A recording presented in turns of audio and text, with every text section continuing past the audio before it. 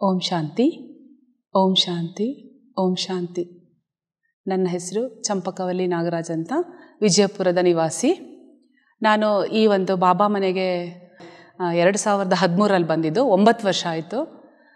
ಇದಕ್ಕೂ ಮೊದಲು ನಾನು ಇದೇ ರೋಡಲ್ಲಿ ಓಡಾಡ್ತಾ ಇದ್ದರೂ ಕೂಡ ಬಾಬಾ ಮನೆ ಹೇಗಿರುತ್ತೆ, ಏನು ಇದರ ಒಂದು ಆಳ ಆಗಲ ಏನು ಅಂತ ನನಗೇನೂ ಗೊತ್ತಿರಲಿಲ್ಲ. ಮತ್ತು ನಾನು ಲೌಕಿಕವಾಗಿ ನಾನು ತುಂಬ ಭಕ್ತಿ ಮಾರ್ಗದಲ್ಲಿ ಏನೇನು ಮಾಡಬೇಕು ಅದೆಲ್ಲವನ್ನು ನಾನು ಮಾಡಿದ್ದೀನಿ. ಆದರೆ ಇಲ್ಲಿಗೆ ಬಂದಮೇಲೆ ಗೊತ್ತಾಯಿತು ನಾನು ಯಾರು ಅನ್ನೋದು ಮೊದಲು ನನಗೆ ಅರ್ಥ ಆಯಿತು. ಅದಕ್ಕೆ ಮೊದಲು ನಾನು ಯಾರು ಅನ್ನೋದನ್ನು ನನ್ನ ದೇಹಕ್ಕೆ ನಾನು ಹೋಲಿಸ್ಕೊಳ್ತಾ ಇದ್ದೆ. ಮತ್ತು ಆ ದೇಹ ಮತ್ತು ಆತ್ಮಕ್ಕೆ ಇರುವಂಥ ವ್ಯತ್ಯಾಸ ಏನು ಅಂತ ಖಂಡಿತ ನನಗೆ ಗೊತ್ತಿರಲಿಲ್ಲ. ಯಾಕೆ ಅಂದರೆ ನಾನು ಭಕ್ತಿ ಮಾರ್ಗದಲ್ಲಿರಬೇಕಾದ್ರೆ ಗಿಡ, ಮರ, ಕಲ್ಲು, ಮಣ್ಣು ಏನೇನು ಬೇಕು ನಿಮಗೆ ಅದೆಲ್ಲವನ್ನು ನಾನು ಪೂಜೆ ಮಾಡಿದ್ದೀನಿ. ಆದರೆ ಅದು ಗೊತ್ತಾಯಿತು ಭಗವಂತ ಒಬ್ಬನೇ ಇರೋದು, ಅವನು ಸರ್ವವ್ಯಾಪಿಯಲ್ಲ, ಅವನು ಸರ್ವಶಕ್ತಿವಂತ ಅನ್ನೋದು ನನಗೆ ಸೆಂಟ್ರಿಗೆ ಬಂದ ಮೇಲೆ ಗೊತ್ತಾಯಿತು. ಆದರೆ ಈ ಒಂದು ಜಿಜ್ಞಾಸೆಯಲ್ಲಿ ನಾನು ತುಂಬ ದಿನ ಕಳಿಬೇಕಾಗಿ ಬಂತು. ನಿಜನಾ, ಯಾಕೆ ನಾವು ಗಿಡ ಮರದೆಲ್ಲ ಎಲ್ಲರೂ ಯಾಕೆ ಪೂಜೆ ಮಾಡ್ತಾರೆ ಅನ್ನೋ ಮತ್ತೆ ನನಗೆ ಕಾಡೋ ಪ್ರಶ್ನೆ ಶುರುವಾಯಿತು. ಆವಾಗ ನನಗೆ ಸಿಕ್ಕಿದಂಥ ಒಂದು ಅನುಭವ ಅಂದರೆ ಮಧುವನಕ್ಕೆ ಹೋದೆ ನಾನು. ಆ ಮಧುವನದಲ್ಲಿ ಅಲ್ಲಿ ನನಗೆ ಹೋದ್ಮೇಲೆ ನನಗೆ ಸಂಪೂರ್ಣವಾಗಿ ಆ ಭಗವಂತನ ಯಾರು ಮತ್ತು ಆ ಭಗವಂತನ ಒಂದು ದಿವ್ಯ ಸ್ವರೂಪ ಏನು, ಅವನು ಎಲ್ಲಿದ್ದಾನೆ, ಅವನ ಸರ್ವ ಗುಣ ಏನಿದೆ ಅನ್ನೋದು ನನಗೆ ಅಲ್ಲಿ ಹೋದ್ಮೇಲೆ ಸಂಪೂರ್ಣವಾಗಿ ನನಗೆ ಅರ್ಥ ಆಯಿತು. ಮತ್ತು ನಾನು ಈ ಸೆಂಟ್ರಿಗೆ ಬರ್ತಾ ಹೋದ್ಮೇಲೆ ಮತ್ತು ಯೋಗದ ಮಹತ್ವ ನನಗೆ ಗೊತ್ತಿರಲಿಲ್ಲ. ಸುಮ್ಮನೆ ಕೂತ್ಕೊಂಡು ಏನು ಬಾಬಾನ ನೋಡೋದಾ ಅಂತ ಹೇಳಿದಾಗ ನನಗೆ ಒಂದು ಅನುಭವ ಆಗಿದೆ. ಏನಂದರೆ ಹೋಗ್ತಾ ಹೋಗ್ತಾ ಹೋಗ್ತಾ ನನಗೆ ಆ ಯೋಗದ ಮಹತ್ವ ಗೊತ್ತಾಯಿತು. ಮತ್ತು ಯಾವಾಗಲೂ ಸೆಂಟ್ರಲ್ಲಿ ನಂಗೆ ಅಕ್ಕಂದ್ರೆ ಹೇಳೋರು, ಅಮೃತ ವೇಳೆ ಯೋಗ ಮಾಡಿ ಅದರಿಂದ ನಿಮ್ಮ ವರದಾನಗಳು ಸಿಗುತ್ತೆ ಅಂತ. ಹೌದಾ, ಏನು ಹಿಂಗೆ ಹೇಳ್ತಾರಲ್ಲ ಅಂತ ಅಮೃತ ವೇಳೆ ನಾನು ಎಳಬೇಕಾದ್ರೇನೆ 4 ವರ್ಷ ತೊಗೊಂಡೆ ನಾನು. ಯಾಕೆ ಅಂದರೆ ಮಾಯೆ ಅನ್ನುತ್ತಲ್ಲ, ಅದು ನಾನು ಬಿಡ್ತಿರ್ಲಿಲ್ಲ ಎದ್ದೇಳಕ್ಕೆ. ಆಗ ಗೊತ್ತಾಯಿತು ನನಗೆ ಅಮೃತ ವೇಳೆಯ ಮಹತ್ವ ಏನು, ಮತ್ತು ಬಾಬಾ ಹೇಗೆಲ್ಲ ಬಂದು ನನಗೆ ಅಮೃತ ವೇಳೆಯಲ್ಲಿ ವರದಾನಗಳನ್ನು ಕೊಡ್ತಾನೆ, ಮತ್ತು ನನ್ನ ಜೀವನದಲ್ಲಿ ಏನೆಲ್ಲವನ್ನು ನಾನು ಪರಿವರ್ತನೆ ಮಾಡಿಕೊಂಡೆ ಅನ್ನೋದು ಆ ಯೋಗದ ಮೂಲಕ ನನಗೆ ಗೊತ್ತಾಯಿತು. ಮತ್ತು ಹಾಗೆ ನಾನು ಹೋಗ್ತಾ ಹೋಗ್ತಾ ಏನಾಯಿತು ಅಂತಂದರೆ, ಒಂದು ನಾವು ಯಾವಾಗಲೂ ಏನು ಅನ್ಕೊತಾ ಇದ್ವಿ, ದೇಹಾಭಿಮಾನ ಅನ್ನೋದು ತುಂಬಿ ತುಳುಕ್ತಾ ಇತ್ತು ನನ್ನ ವೈಯಕ್ತಿಕವಾಗಿ ಹೇಳಬೇಕು ಅಂದರೆ ಏನು. ಆದರೆ ಅಲ್ಲಿ ಗೊತ್ತಾಯಿತು ದೇಹನೇ ಬೇರೆ, ಆತ್ಮನೇ ಬೇರೆ.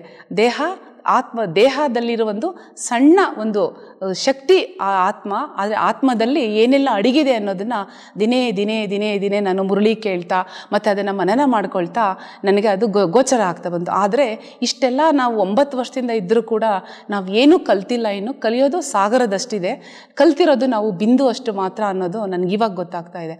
ಮತ್ತು ನಾನು ವೈಯಕ್ತಿಕವಾಗಿ ನಾನು ಹೇಳಬೇಕು ಅಂತಂದರೆ, ನಾನು ತುಂಬ ನನಗೆ ಚೇಂಜಸ್ ಆಗಿದೆ ಮನೆಯಲ್ಲಿ. ಯಾಕೆ ಅಂತಂದರೆ ನಾವು ಕಣ್ಣೆದುರಿಗೆ ಕಾಣೋದೆಲ್ಲನೂ ನಶ್ವರ ಅನ್ನೋದು ನನಗೆ ಇವಾಗ ಗೊತ್ತಾಗ್ಬಿಟ್ಟಿದೆ. ಯಾವುದ್ರ ಮೇಲೂ ನಾನು ಇಚ್ಛೆಗಳನ್ನು ನಾವು ಇಟ್ಕೋಬಾರ್ದು. ಯಾಕೆಂದರೆ ಇಚ್ಛೆ ಇಟ್ಕೊಂಡಷ್ಟು ನಮಗೆ ಮನಃಶಾಂತಿ ಖಂಡಿತ ಅದು ಕದಡುತ್ತೆ, ನಮಗೆ ಶಾಂತಿ ಸಿಗೋದಿಲ್ಲ. ಯಾಕೆ ನಾನು ನಿಮಿತ್ತ ಅಂದ್ಕೊಂಡಿರಬಾರ್ದು ಅನ್ನೋ ಒಂದು ಪ್ರಶ್ನೆ ನನ್ನನ್ನು ಕಾಡ್ತಾ ಬಂತು. ಕರೆಕ್ಟು, ನಾವು ಇದೇ ಥರನೇ ಇರಬೇಕು. ಮತ್ತು ಡ್ರಾಮಾದ ರಹಸ್ಯ ನನಗೆ ಗೊತ್ತಾಯಿತು. ಅದಕ್ಕೆ ಮೊದಲು ನನಗೆ ಗೊತ್ತಿರಲಿಲ್ಲ. ಯಾಕೆ ನನಗೆ ಯಾಕೆ ಈ ಥರ ಆಗಬೇಕು, ನಾನೇ ಯಾಕೆ ಸೋಲ್ಬೇಕು, ನನಗೆ ಎಲ್ಲ ಬರಬೇಕಾ, ನಾನೇ ಎಲ್ಲ ಮಾಡಬೇಕಾ ಅನ್ನೋ ಕ್ವಶ್ಚನ್ ನನಗೆ ಕಾಣಿಸ್ತಾ ಇತ್ತು. ಆದರೆ ಹೋಗ್ತಾ ಹೋಗ್ತಾ ಗೊತ್ತಾಯಿತು, ಇದು ಬಾಬಾ ಹೇಳಿದಂಗೆ, ಆ ಮುರಳಿಯಲ್ಲಿ ಹೇಳಿದಂಗೆ ಒಂದೊಂದು ಪಾಯಿಂಟ್ಸ್ ನಾನು ನನಗೆ ನಾನು ಅಟ್ಯಾಚ್ ಮಾಡ್ಕೊಳ್ತಾ ಹೋದೆ. ಹೌದು, ಇದು ಡ್ರಾಮಾದ ರಹಸ್ಯ. ಏನು ನಡಿಬೇಕೋ ಅದೇ ನಡೆಯೋದು, ಏನಾಗಬೇಕೋ ಅದೇ ಆಗ್ತಾ ಇದೆ, ಆಗೋದೆಲ್ಲ ಒಳ್ಳೆಯದಕ್ಕೆ ಅನ್ನೋ ಒಂದು ನಿದರ್ಶನ ನನಗೆ ಕೊಡ್ತಾ ಬಂತು. ಆಮೇಲೆ ಕೊನೆಗೆ ನಾನು ಇನ್ನೊಂದು ಹೇಳಬೇಕು ಅಂತಂದರೆ, ನಮ್ಮ ಮನೆಯವರು ನನಗೆ ತುಂಬ ಸಹಯೋಗ ಕೊಟ್ಟಿದ್ದಾರೆ ಈ ವಿಷಯದಲ್ಲಿ. ನಮ್ಮ ಮನೆಯವರು ನನಗೆ, ನೀನು ಬಾಬಾ ಮನೆಗೆ ಹೋಗ್ತೀಯಾ, ಯಾಕೆ ಹೋಗ್ತೀಯಾ ಅಂತ ಕೂಡ ನಾನು ಕೇಳಲ್ಲ. ಮತ್ತು ನೀನು ಯಾಕೆ ಹೋದೆ, ಯಾಕೆ ಮಾಡ್ತೀಯಾ, ಏನು ಕಲಿತೆ ಅಂತಲೂ ಗೊತ್ತಿಲ್ಲ. ಆದರೆ ನನ್ನಲ್ಲಾಗಿರೋ ಚೇಂಜಸ್ಸು ಅವ್ರ ಮೇಲೆ ತುಂಬ ಪರಿಣಾಮವನ್ನು ಬೀರಿದೆ. ಹಾಗೆ ಹೇಳ್ತಾ ಹೋಗ್ಬೇಕಾದ್ರೆ ಮತ್ತು ಆರೋಗ್ಯ ದೃಷ್ಟಿಯಿಂದ ನೋಡಿ, ನನಗೆ ಬಲಗಾಲಿನ ಸೆಳೆತ ತುಂಬ ಇರ್ತಾ ಇತ್ತು. ಯಾವ್ಯಾವ ಡಾಕ್ಟ್ರ್ ಹತ್ರ ಹೋದಾಗ ಅವ್ರು ಹೇಳಿದ್ರು ಕೆಳಗಡೆ ಕೂತ್ಕೋಬಾರ್ದು, ಅದು ಮಾಡಬಾರ್ದು, ಇದು ಮಾಡಬಾರ್ದು ಅಂತ. ಆದರೆ ಸದಾ ನಾನು 3 ತಿಂಗಳಿಂದ ಏನು ಮಾಡ್ತಾ ಇದ್ದೀನಿ ಅಂದರೆ, ನಾನು ನೆನಪು ಏನಂದರೆ ಕಾಲು ನಂದಲ್ಲ, ಬಾಬಾ ಅದ್ರ ಕಡೆ ಗಮನ ಕೊಡದೆ ಆ ನೋವು ಬಂದಾಗ ನಾನು ಬಾಬಾನ ನೆನಪು ಮಾಡ್ಕೊಳ್ತಾ ಹೋಗ್ತಾ ಇದ್ದಂಗೆ ಯಾವ ಮೆಡಿಸನ್ ಇಲ್ಲದೆ ನನಗದು ವಾಸಿ ಆಗಿದೆ. ಇದು 100% ನನ್ನ ಅನುಭವಕ್ಕೆ ಬಂದಿರೋದು. ಮತ್ತು ಇನ್ನೂ ಹೇಳ್ತಾ ಹೋದರೆ ಒಂದು ಇನ್ಸಿಡೆನ್ಸ್ ಹೇಳಲೇಬೇಕು ನಾನಿಲ್ಲಿ. ಯಾಕೆ ಅಂದರೆ ನಮ್ಮ ಮನೆಯವ್ರಿಗೆ ಒಂದು ಗ್ಯಾಸ್ಟ್ರೈಟಿಸ್ ಅಂತ ಒಂದು ಪ್ರಾಬ್ಲಮ್ ಆಗಿತ್ತು. ಆವಾಗ ಮಣಿಪಾಲ್ ಹಾಸ್ಪಿಟ್ಲಿಗೆ ಅವ್ರನ್ನ ಅಡ್ಮಿಷನ್ಗೆ ಅಂತ ನಾನು ಕರ್ಕೊಂಡೋಗಿ ಅಲ್ಲಿ ಕೆಲವು ಡಾಕ್ಟರ್ಸ್ ಏನು ಮಾಡಿದ್ರು, ಇದು ಅಸಿಡಿಟಿಯಿಂದ ಗ್ಯಾಸ್ಟ್ರೈಟಿಸ್ ಆಗಿ ಅದರಿಂದ ಅಲ್ಸರ್ ಆಗಿದೆ. ಈ ಅಲ್ಸರ್ ಅನ್ನೋದು ಕ್ಯಾನ್ಸರ್ಗೆ ಬೇಕಾದ್ರೂ ತಿರುಗ್ಬೋದು, ನಾವು ಹೇಳೋಕ್ಕಾಗಲ್ಲ ಅಂತ ಹೇಳಿಬಿಟ್ರು ನನಗೆ ಡಾಕ್ಟ್ರು. ಯಾವತ್ತು ನನಗೆ ಬುಧವಾರ ದಿನ ರಾತ್ರಿ ಹೇಳಿದ್ರು. ನಾನೇನು ಮಾಡಿದೆ, ಹೌದಾ ಆಯಿತು ಅಂದ್ಬಿಟ್ಟು ಒಂದು ನಿಮಿಷ ನಾನು ಅಲ್ಲೋಲ ಕಲ್ಲೋಲ ಆಯಿತು ನನ್ನ ಮನಸ್ಸು. ಆದರೆ ನಾನು ಗುರುವಾರದ ದಿನ ಮಧ್ಯರಾತ್ರಿ 2 ಗಂಟೆಗೆ ಬಾಬಾ ನನಗೆ ಎಬ್ಬರಿಸಿದ್ರು.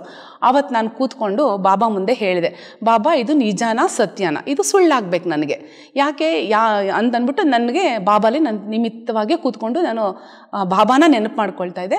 ಕರೆಕ್ಟಾಗಿ ನಾನು 2 ಗಂಟೆಗೆ ಸ್ನಾನ ಮಾಡಿ ಬಾಬಾಗೆ ಆವತ್ತು ನನ್ನ ನಿವೇದನೆಯನ್ನು ಕೊಟ್ಬಿಟ್ಟು ಕೂತ್ಕೊಂಡೆ. ಆವಾಗ 4 ಗಂಟೆಗೆ ಸರಿಯಾಗಿ ನನಗೆ ನಿದ್ದೆ ಬಂದಂಗೆ ಆಗೋಯ್ತು.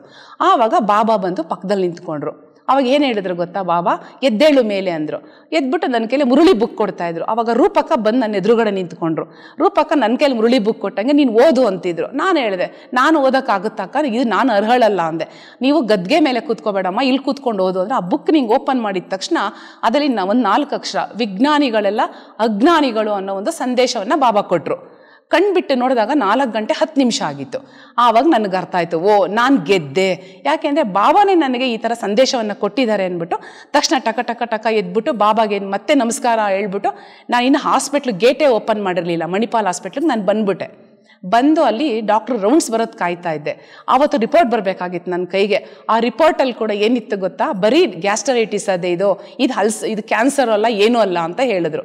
ಅಲ್ಲಿಗೆ ಏನಾಯಿತು, ಯಾವುದು ಗೆದ್ದಿತ್ತು, ವಿಜ್ಞಾನ ಗೆದ್ದುತ್ತಾ, ನಮ್ಮ ಬಾಬಾ ಅವರ ಶಕ್ತಿ ಗೆದ್ತಾ ಅಂತ ನನಗಲ್ಲಿ ಒಂದು ಬಲವಾದ ಒಂದು ನಂಬಿಕೆ ನನಗೆ ಬಾಬಾ ಮೇಲೆ ಹುಟ್ಟಿತು. ಮತ್ತು ಅದೇ ರೀತಿ ಕೆಲವೊಂದು ತುಂಬ ಕಮಾಲುಗಳು ನನ್ನ ಜೀವನದಲ್ಲಿ ನಡೆದಿದೆ. ಮತ್ತು ನಮ್ಮ ಮನೇಲಿ ಒಂದು ದೊಡ್ಡ ಕಳ್ತನ ಆಯಿತು. ನಾನು ಬಾಬಾ ಮನೇಲಿದ್ದೆ ಆವತ್ತು. ಶಿವರಾತ್ರಿ ನಿಮಿತ್ತ ಪದ್ಮಾ ಬೆಹೆನ್ಜಿ ಅವರು ಇಲ್ಲಿ ಕಾರ್ಯಕ್ರಮ ನಡೆಸ್ಕೊಡ್ತಾ ಇದ್ರು. ಆವತ್ತು ಅಷ್ಟೇ ನನಗೆ ಬಾಬಾ ಇಲ್ಲಿಂದ ಹೋಗ್ಲಿಕ್ಕೆ ಬಿಡಲಿಲ್ಲ ನನ್ನ. ಎಲ್ಲ ಕಾರ್ಯಕ್ರಮಗಳು ಲೇಟ್ ಆಗ್ತಾ ಬಂತು. ಮತ್ತು ನನಗೆ ಪ್ರಸಾದದ ಒಂದು ವ್ಯವಸ್ಥೆಯಲ್ಲಿ ಲೊಕೇಶನ್ ಅವ್ರು ಏನು ಮಾಡಿದ್ರು, ನೀನು ಯಾವುದೇ ಕಾರಣಕ್ಕೂ ಎದ್ದೋಗ್ಬಾರ್ದಮ್ಮ, ಪ್ರಸಾದ ತೊಗೊಂಡೋಗು ಅಂದರು. ನಾನು ಆವತ್ತಿಲ್ಲಿ ಪ್ರಸಾದ ಬಿಟ್ಟು ಇದೆಲ್ಲ ಕಾರ್ಯಕ್ರಮನ ಬಿಟ್ಟು ನನ್ನ ಮನೆಗೆ ಹೋಗಿದ್ದಿದ್ರೆ ಆವತ್ತು ನಾನು ಜೀವಂತವಾಗಿರ್ತಿದ್ನೋ ಇಲ್ವೋ, ಅದು ನನಗೆ ಅದೊಂದು ದೊಡ್ಡ ಕಮಾಲಾಗಿದೆ.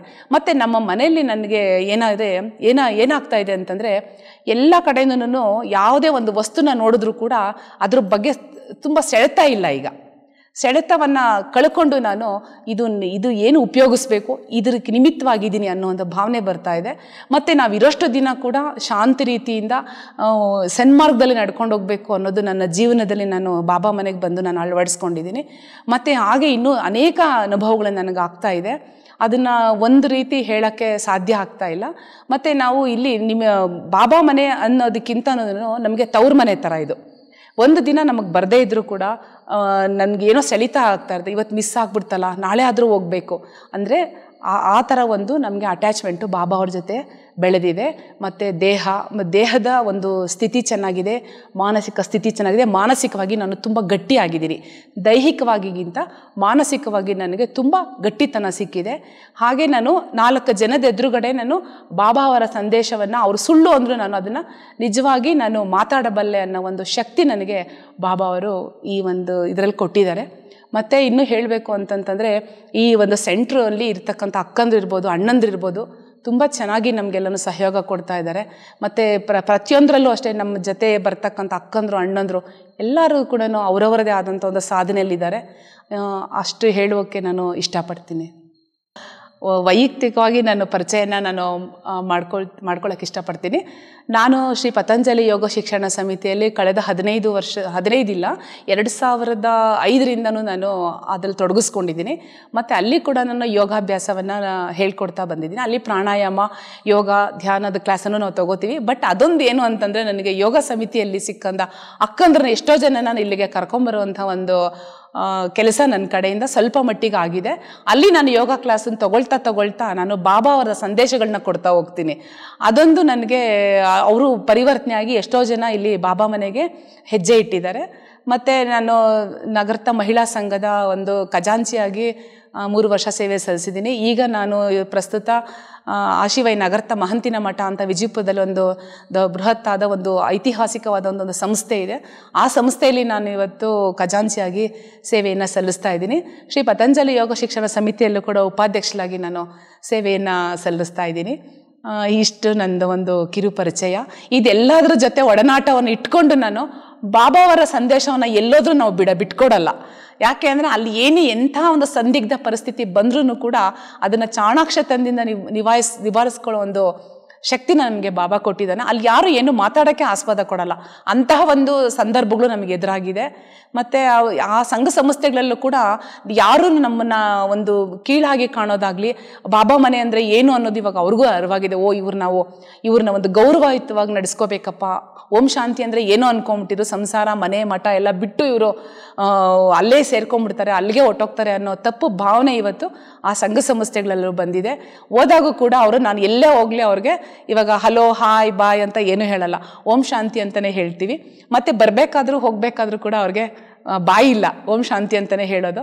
ಅದೆಲ್ಲನೂ ಅವರು ತುಂಬ ಜನ ಇದು ಬರೋಕ್ಕಿಷ್ಟ ಆದ್ರೂ ಕೆಲವೊಂದು ಸಲ ಅವರ ದೇಹಾಭಿಮಾನ ಅನ್ನೋದಿರ್ಬೋದು, ಅವರ ಕಟ್ಟುಪಾಡುಗಳು ಅವ್ರನ್ನ ಬಿಟ್ಕೊಡ್ತಾ ಇಲ್ಲ. ಆದರೆ ನಾನು ಪ್ರಯತ್ನ ಪಟ್ಟಿರೋ ವ್ಯಕ್ತಿಗಳಂತೂ ಇವತ್ತಲ್ಲ ನಾಳೆ ಇಲ್ಲಿಗೆ ಹೆಜ್ಜೆ ಇಡ್ತಾರೆ ಅನ್ನೋ ಒಂದು ವಿಶ್ವಾಸ ನನ್ನಲ್ಲಿ ಮೂಡಿದೆ.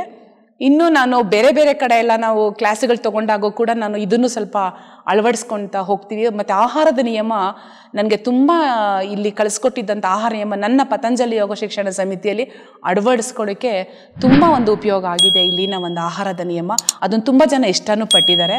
ಆ ಒಂದು ಕಾರ್ಯಕ್ರಮಕ್ಕೆ ನನಗೆ ಬೇರೆ ಊರುಗಳಿಂದ ನನಗೆ ಕರೆ ಬರ್ತಾ ಇದೆ, ನಮಗೆ ಬಂದು ನಡೆಸ್ಕೊಟ್ಬಿಟ್ಟು ಹೋಗಿ ನೀವು ಮಾತೃಭೋಜನ ಅಂತ ಒಂದು ಕಾರ್ಯಕ್ರಮ, ಅದರಲ್ಲಿ ನೀವು ಇದನ್ನು ನಿಮ್ಮ ಭೋಜನದ ಒಂದು ವ್ಯವಸ್ಥೆ ಇರ್ಬೋದು, ಒಂದು ಪ್ರಸಾದ ತಯಾರು ಮಾಡೋದು, ಅದನ್ನು ನೀವು ಬಂದು ತಿಳಿಸ್ಕೊಡಿ ಅಂತ ಶಿಡ್ಲಿಘಟ್ಟ, ಮೇಲೂರು, ಮಳ್ಳೂರು, ದೇವನಹಳ್ಳಿ, ಆಮೇಲೆ ಚಿಂತಾಮಣಿ ಈ ಕಡೆ ಎಲ್ಲನೂ ಹೋಗಿ ನಾನು ಆ ಕಾರ್ಯಕ್ರಮಗಳನ್ನ ನಡೆಸ್ಕೊಟ್ಬಿಟ್ಟು ಬಂದಿದ್ದೀನಿ. ಅದೆಲ್ಲನೂ ಆಗಿರೋದು ಬಾಬಾ ಅವರ ಒಂದು ಶಕ್ತಿಯಿಂದ, ಬಾಬಾ ಅವರ ಒಂದು ದಯೆಯಿಂದ ಅಂತ ಹೇಳಕ್ಕೆ ನಾನು ಇಷ್ಟಪಡ್ತೀನಿ. ಓಂ ಶಾಂತಿ.